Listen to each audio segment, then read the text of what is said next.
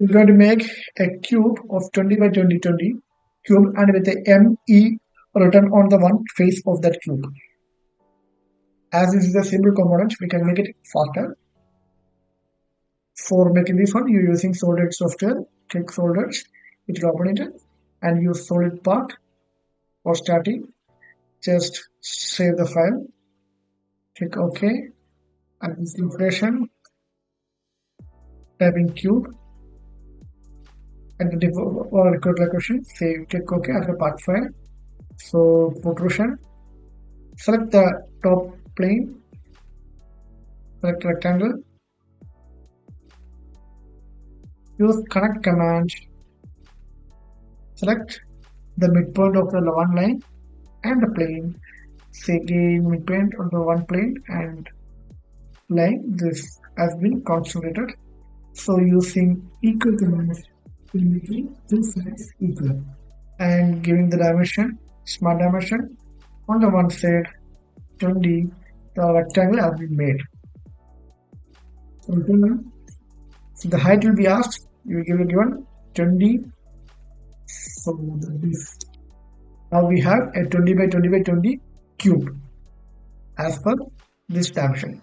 We have to show M here written on the one face. So we're going with this self plane and insert plus profile. ME, choose our font as of before we are using impact because this is that was a bold font. It will be easy to print and filming also. And the direction I'm giving the space. We check it if it is sufficient or not and click OK. I think this is sufficient for the printing. So click OK. So return.